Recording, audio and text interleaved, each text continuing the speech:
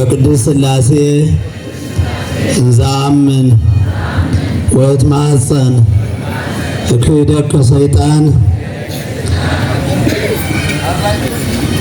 ክቡር መልአከ ገነት ቀሲስ ንጋቱ ደሳለኝ የምስራቅ ሐረርጌ ሀገረ ስብከት ዋና ስራ አስኪያጅ፣ ክቡር መጋቢ አእላፍ ቀሲስ ብንያም ጎንፋ የምስራቅ ሐረርጌ ሀገረ ስብከት ዋና ጸሐፊ፣ ክቡር ሊቀ ትጉሃን ቀሲስ ብዙ ዓለም ግንባር የተረኛው ደብር ርዕሰ አድባራት ወገዳማት ደብረ ኃይል ቅዱስ ሚካኤል ቤተክርስቲያን አስተዳዳሪ፣ የሀገረ ስብከቱ የክፍል ኃላፊዎች፣ የአድባራት የገዳማት አስተዳዳሪዎች፣ ሊቃውንተ ቤተክርስቲያን፣ ምእመናት እንደምን አደራችሁ?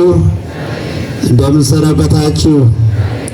እንኳን ለ2018 በዓለ ጥምቀት በሰላም አደረሰን አደረሳችሁ።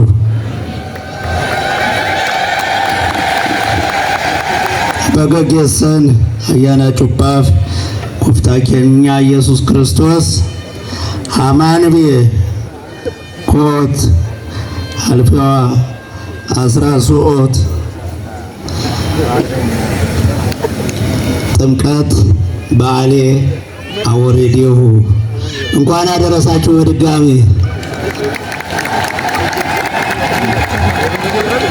እስመ ከመዝ ተድላ ውእቱ ለነ፣ ይህ ለእኛ ተድላ ደስታ ነው ይሆናል የትምህርታችን ርዕስ።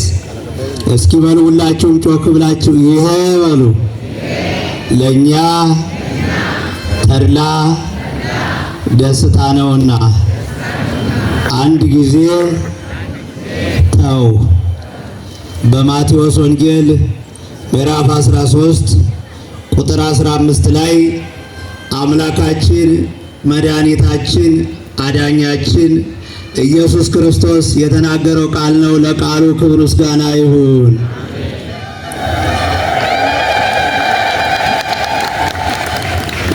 ጌታችን ኢየሱስ ክርስቶስ ዛሬ የተጠመቀበት ቀን ነው። ባጭሩ 3 ነገሮችን እናያለን። ለምን ተጠመቀ? ለምን በዮርዳኖስ ተጠመቀ? ለምን በውሃ ተጠመቀ? የሚሉትን ባጭሩ እናያለን። ጌታ ኢየሱስ ክርስቶስ ለምን በዮሐንስ ተጠመቀ? ኃጢአት ኖሮበት ነው ወይ? ሊቀደስ ነው ወይ? ክብር ሊያገኝ ነው ወይ ስንል ክብር የሚፈልግ አምላክ አይደለም፣ ክቡር ነው። የሚቀደስ አምላክ አይደለም፣ ቅዱስ ነው።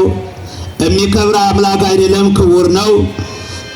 ኃጢአት ያለበት አይደለም፣ ንጹሕ ባሕሪ ነው።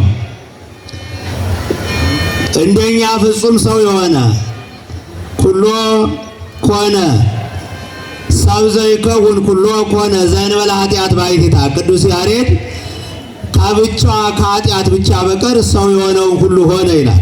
እንደኛ ሰው ቢሆንም ዘእንበለ ኃጢአት ባሕቲታ፣ ያለ ኃጢአት ከኃጢአት ብቻ በቀር። ስለዚህ ክርስቶስ የተጠመቀው ከኃጢአት ሊነጻ ሳይሆን እሱ ንጹሕ ባሕሪ ነው። በባሕሪው ንጹሕ ኃጢአት የሌለበት ነው። ለምን ተጠመቀ ስንል ባጭሩ ለኛ መሪ ለመሆን፣ ለኛ አርአያ ለመሆን። ይሰማችኋል? በዮሐንስ ወንጌል ምዕራፍ 3 ላይ ለኒቆዲሞስ ስለ ጥምቀት አስተምሮት ነበረ። አንድ ሰው ከውሃና ከመንፈስ ቅዱስ ካልተወለደ ወደ እግዚአብሔር መንግሥት መግባት አይችልም። ስንት ሰው ሰው ልብ በሉ። ያልተጠመቀ ሰው እምነቱ ምንድን ነው? ለምሳሌ አንድ ሕፃን እንደተወለደ እምነቱ ምንድን ነው? ምንም እምነት የለውም። አንዳንድ ሰዎች ሊያሳስቱ ሲፈልጉ የተፈጥሮ እምነት የሚባል የለም። ሰው ሲወለድ ይዞት የሚወጣ እምነት የለም። ሰው እምነቱን የሚያገኘው ከተወለደ በኋላ ተምሮ ከቤተሰቡ ከመምህራን ያገኘውን እምነት ይከተላል እንጂ ሲወለድ ይዞት የሚመጣ እምነት የለም። የክርስቲያን ልጅ ክርስቲያን የሚሆነው ሲጠመቅ ነው። ይሰማችኋል? ሲጠመቅ ነው። ካዲያ ምንድን ነው? ያ ያልተጠመቀ ሰው ምንድን ነው? ሰው ነው። ምንድን ነው? የተጠመቀስ ክርስቲያን። የተጠመቀው የእግዚአብሔር ፍጡር ነው። ያልተጠመቀ ማንም ሰው የእግዚአብሔር ፍጡር ነው። የተጠመቀው ደግሞ ከፍጡርነት ያድግና የእግዚአብሔር ልጅ ይሆናል። ክብር ምስጋና ለእግዚአብሔር ይሁን። የማን ልጅ ይሆናል? የተጠመቀ የማን ልጅ ይሆናል? ሰው ነፍስና ስጋ አለው። ሰው ምንና ምን አለው? ክርስቲያን ደግሞ መንፈስ፣ ነፍስ፣ ስጋ አለው። ምን አላችሁ? እስኪ የተጠመቃችሁ ሰዎች ምን አላችሁ? መንፈስ፣ ነፍስ፣ ስጋ። ያልተጠመቀስ ነፍስና ስጋ። ስለዚህ በ40 እና በ80 ቀን በ80 ዓመትም ይሁን በ40 ዓመትም የተጠመቀ ሰው የሥላሴ ልጅነት ያገኝ የእግዚአብሔር ልጅ ይሆናል። በምንና በምን? በውሃና በመንፈስ ቅዱስ። ይህንን ለኒቆዲሞስ አስተምሮት ነበረ። ያስተማረውን ደግሞ ጌታ ኢየሱስ ክርስቶስ በተግባር ለማሳየት ወደ ዮርዳኖስ ሄደ። ከዮሐንስ ዘንድ ሊጠመቅ ዮሐንስ እንደሚያጠምቅ መንገዱን እንደሚጠርግ አስቀድሞ ኢሳይያስ ተናግሮ ነበረ። ዮሐንስ በዮርዳኖስ በረሃ እያለ ወይመጽኡ ሰብአ ይሁዳ ወኢየሩሳሌም የኢየሩሳሌም የይሁዳ አውራጃ ሰዎች ሁሉ ተሰብስበው ወደ ዮርዳኖስ ይመጡ ነበረ። ምን ፈልጋችሁ መጣችሁ? ምን ፈልጋችሁ ነው የመጣችሁት? ምን ፈልጋችሁ ነው የመጣችሁት? አዎ የኛ ንግግራችን ያምራል። በጣፈጠ ቃል እንሰብካለን። ነጭ ለብሰናል። ግን ብዙ ሰው አይሰማንም። ብዙ ሰው አይከተለንም። ቢከተለንም ቢሰማንም ዛሬ ገሌ መምህር መጣ ተብሎ ጉባኤው አደባባዩ ቢሞላም በዚያ ስብከት ንስሐ የሚገባ ብዙ ሰው የለም። ለምን? የምንናገረው ቃላችንና የምንኖረው ሕይወታችን የተለያየ ስለሆነ፣ ውስጣችን ነጭ ሆኖ ውስጣችን ደግሞ ክፋት የተሞላ ስለሆነ ሰዎች ትምህርታችንን ሰምተው በኋላ ደግሞ ስራችንን ሲያዩ አይለወጡም። ዮሐንስስ ወልብሱ ለዮሐንስ ጸጉረ ገመል፣ ልብሱ የግመል ጸጉር ነበረ። ልብሱ ለዓይን አያምርም ነበረ። ትምህርቱም ቃሉም ለሰው ጆሮ አይመችም ነበረ። መራራ ነበር ቃሉ። ዮሐንስ የፉኝት ልጆች እያለ ይናገር ነበረ።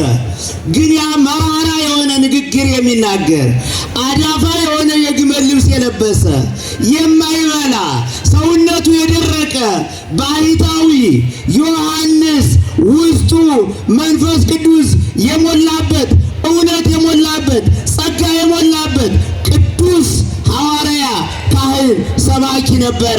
ቅድስናውን እያዩ ባሕታዊነቱን እያዩ ፍጹምነቱን እያዩ ብዙ ሰዎች ወደ ዮርዳኖስ እየመጡ ቢመራቸውም እውነቱን እየዋጡ ንስሐ እየገቡ ወታደሮች፣ ቀራጮች ብዙዎች እየመጡ ንስሐ እየገቡ በንስሐ ይጠመቁ ነበረ። ብዙ ሕዝብ ተሰብስቦ ያጠምቅ ነበረ።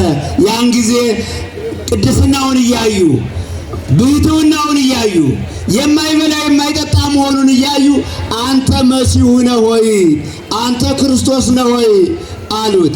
አይደለሁም፣ እኔ በንስሐ በውሃ አጠምቃችኋለሁ። ለንስሐ በውሃ አጠምቃችኋለሁ አለ። በምን አጠምቃችኋለሁ? በምን አጠምቃችኋለሁ? በውሃ። ከኔ በኋላ የሚመጣው በእሳትና በመንፈስ ቅዱስ ያጠምቃል። ልብ በሉ።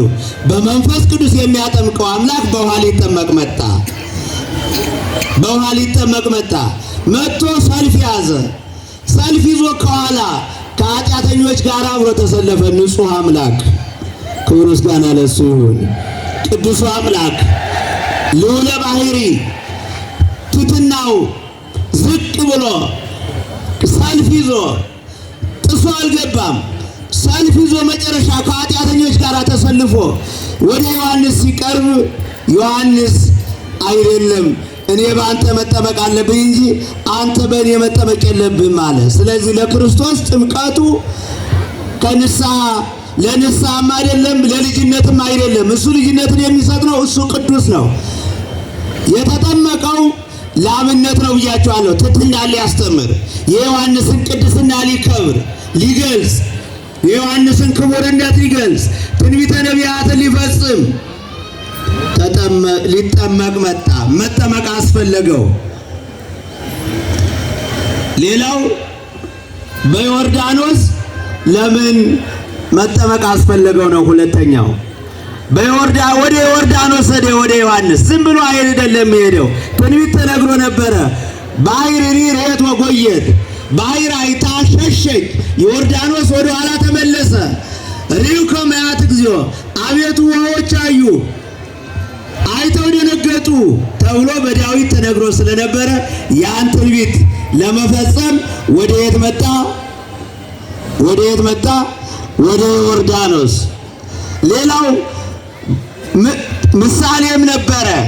አብርሃም 5ቱን የሶዶሙን የነገስታት ድል ካደረገ በኋላ ዮርዳኖስን ተሻግሮ መልከ ጼዴቅ የሚባል ካህን አገኘ። ህብስት፣ የበረከት ህብስት፣ የበረከት ጽዋ ይዞ አገኘው። እናንተም ከተጠመቃችሁ በኋላ ስጋውን በልታችሁ ደሙን ጠጥታችሁ በካህናት እጅ መንግሥተ ሰማያት ትገባላችሁ ለማለት። ሌላው ኤልያስ ዮርዳኖስን ከተሻገረ በኋላ በእሳት ሰረገላ ወደ ብሔረ ሕያዋን ሄዷል። እናንተም ከተጠመቃችሁ በኋላ ገነት መንግሥተ ሰማያት ትገባላችሁ ለማለት። ሌላው ኒማን እነ ኢዮብ በዮርዳኖስ ታጥበው ተጠምቀው ከለምጽ ከበሽታ ነጽተዋል። እናንተም ስትጠመቁ ከመርገም ከነፍስ መርገም ከስጋ ደዌ ትነጻላችሁ ለማለት በዮርዳኖስ መጠመቅ ስላስፈለገው ወደ ዮርዳኖስ ሄደ። ከዮሐንስ ጋር ወደ ወንዙ ገቡ። አጥምቀኝ አለው። እንዴ እኔ በአንተ መጠመቅ ያስፈልገኛል እንጂ አንተ በእኔ መጠመቅ የለብህም፣ ይህ ሊሆን አይችልም አለው። ሌላውን በአንተ ስም ባይዳ አጠምቅ በስመ ዚአከ፣ ሌላውን በአንተ ስም አጠምቃለሁ፣ በእግዚአብሔር ስም ንጹሕ ሁኑ እያልኩ አጠምቃለሁ። አንተን በማን ስም ላጥምቅ አለው። ወልዱ ለቡሩክ ከሳቴ ብርሃን ተሳለነ፣ የቡሩክ የእግዚአብሔር አብ ልጅ ይቅር በለን እያልክ አጥምቀኝ አለው። ተያይዘው ወደ ውሃው ወረዱ። ምረ ሰህድግ አንድ ጊዜ ተው። ስንት ጊዜ ጌታ የተጠመቀ ስንት ጊዜ ነው? ስንት ጊዜ ነው? እኛ ስንት ጊዜ እንጠመቃለን? አንድ ጊዜ። ጥምቀት ስንት ናት? ወናምን ባቲ ጥምቀት አይደገምም፣ አንድ ጊዜ ነው። ዛሬ አሁን ለበረከት የምንረጨው እንጂ የልጅነት አይደለም። ስንታመም በየጠበል ቦታው እየሄድን የምንጠመቀው ከደዌ ስጋ ለመንጻት እንጂ ከደዌ ነፍስ አያድንም። ብዙ ጊዜ ብዙ ሰዎች ጸበል ቦታ ሲጋፉ ይታያሉ። በቅዳሴ ጊዜ ጸበል ቦታ ይጋፋሉ። የቅዳሴ ጸበል ለመጠጣት ይጋፋሉ። ስጋ ወደሙ ግን ለመቀበል አይጋፉም። የቅዳሴ ጸበል መንግሥተ ሰማያት አያስገባም። ለበሽታ የምንጠመቀው ጥምቀት መንግሥተ ሰማያት አያስገባም። አሁን የሚረጨው ጥምቀት መንግሥተ ሰማያት አያስገባም። መንግሥተ ሰማያት የምታስገባዋ ጥምቀት በ40 እና በ80 ቀን የምንጠመቃት የጌታ ጥምቀት ናት። ክብር ምስጋና ለእግዚአብሔር ይሁን። ጥምቀት ስንት ናት? ስንት ናት? ያልተጠመቀ ወደ እግዚአብሔር መንግሥት መግባት አይችልም። ቁልፏ ጥምቀት ናት። ከሁሉ የበለጠ በዓል የሚሆነው ለዚህ ነው። ስለዚህ አንድ ጊዜ ተው። ይሄ ለኔና ለአንተ ተርላ ነው አለ። ልብ በሉ፣ የትህትና ቃል ነው። ምንድነው አለ? ለኛ ምንድነው? ደስ ይበላችሁ። ዛሬ ባለኛ ደስታ ነው። ይሄ ባለኛ ደስታ ነው አለ ጌታ። ልብ በሉ፣ ደስታ ከሌላቸው ሰዎች ጋራ ነው። ደስታ ካጡት ጋራ ሆኖ ለኛ ደስታ ነው። ደስታ የሆነ ራሱ መዋዘ ፍስሐ ይላታል አባ ሕርያቆስ እመቤታችንን። መዋዘ ፍስሐ የደስታ ምንጭ መፍሰሻ ይላታል። ደስታ ማለት ክርስቶስ ነው። ፍስሐ ኩሉ ዓለም፣ የዓለም ሁሉ ደስታ። ገብርኤል ሲናገር ሲነግራቸው ለእረኞቹ የዓለም ሁሉ ደስታ ዛሬ በዳዊት ከተማ ተወልዷል ይላል። የዓለም ሁሉ ደስታ የሆነው ክርስቶስ፣ የዓለም ሁሉ ረፍት የሆነው ለእኛ ዛሬ የደስታ ነው አንድ ጊዜ ተባለው። እሺ ያለ ዮሐንስም ወደ ውሃ ወረዱና ውሃውን አንስቶ በጌታ ራስ ላይ ሲያፈሰው ፈልሁ ማያት ዲበርሱ ይላል። ውሃው ወደ ላይ ፈላ። ክብር ምስጋና ለእግዚአብሔር ይሁን።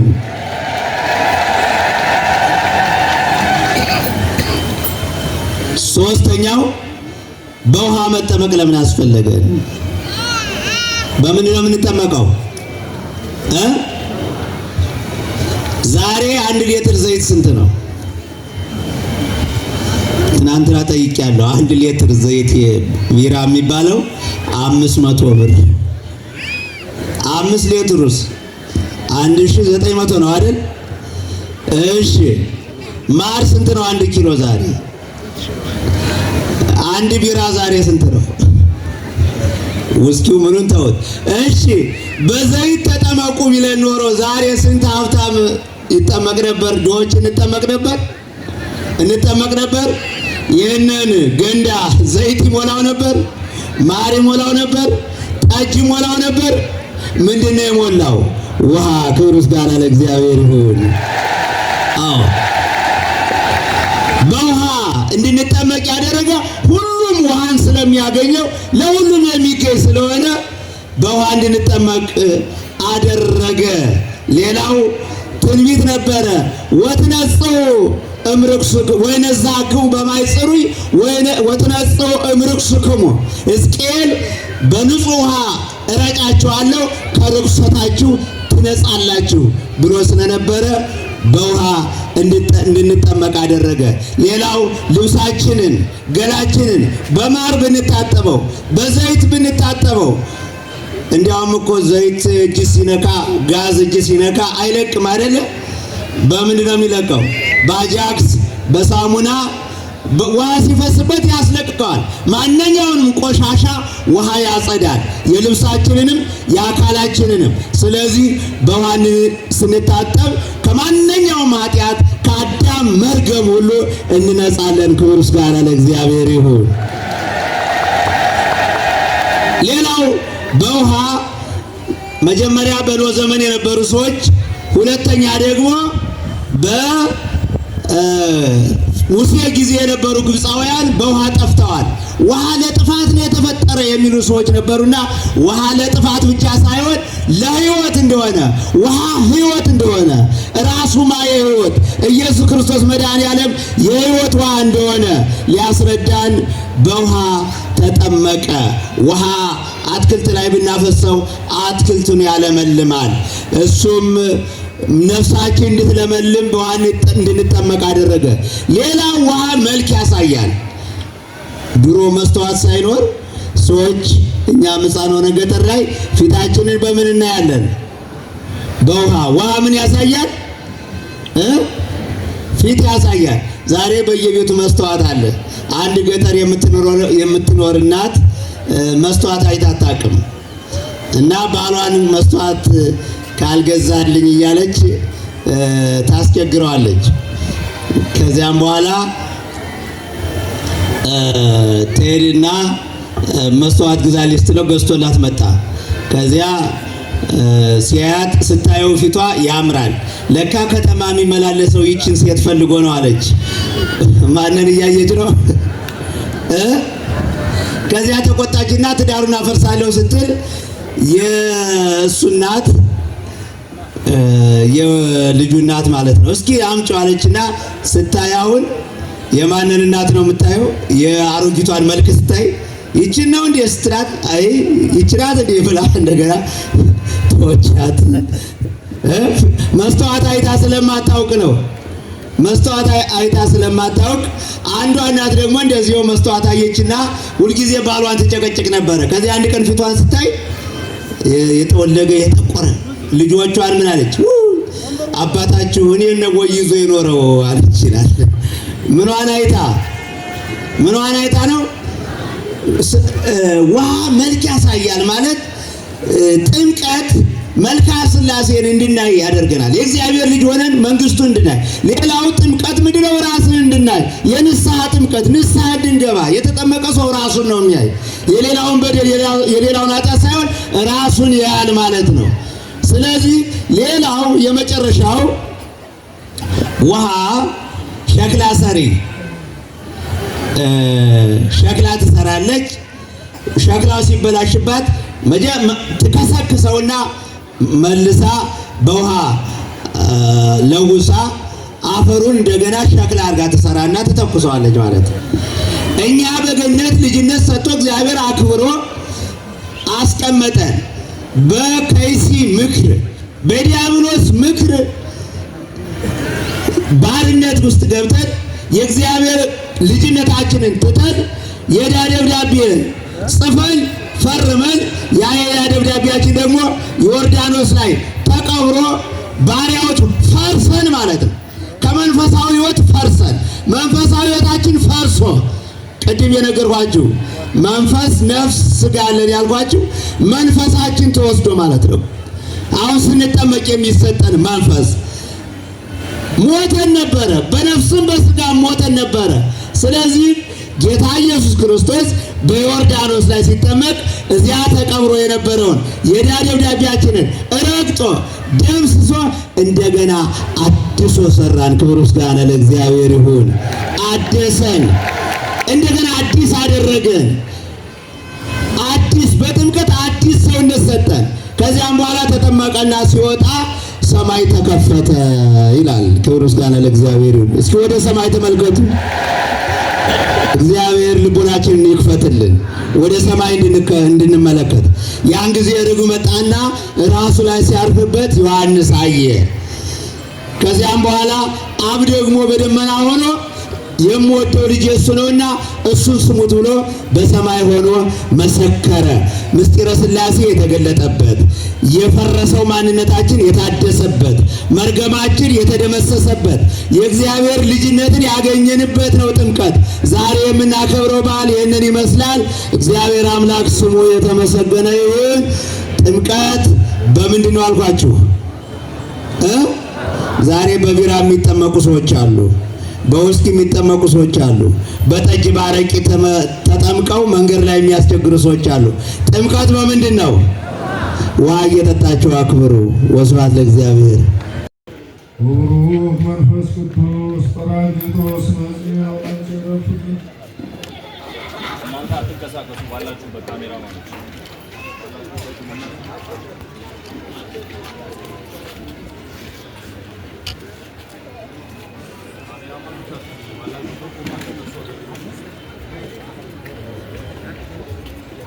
Oh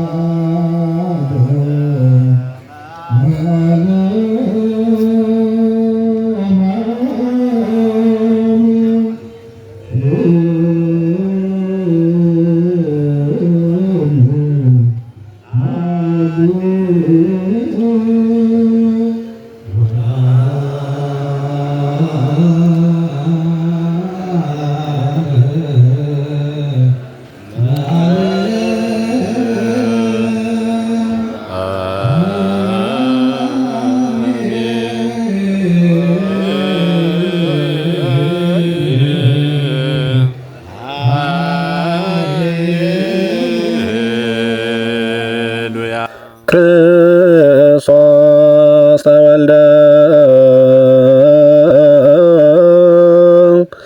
ክርስቶስ ተጠምቀ ክርስቶስ ክርስቶስ ተወልደ ክርስቶስ ተጠምቀ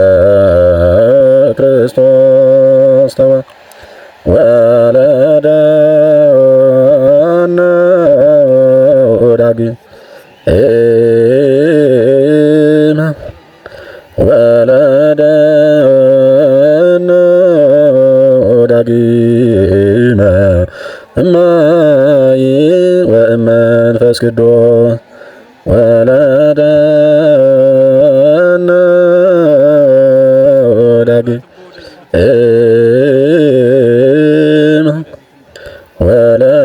ወለደነ ዳግመ እማይ ወእመንፈስ ቅዱስ ክርስቶስ ተወልደ ክርስቶስ ተጠምቀ ክርስቶስ ተወልደ ክርስቶስ ተጠምቀ ክርስቶስ ተወልደ ክርስቶስ ተጠምቀ ክርስቶስ ተወልደ ክርስቶስ ተጠምቀ ክርስቶስ ወለደነ ዳግመ ወለደነ ዳግመ እማይ ወመንፈስ ቅዱስ ወለደነ ዳግመ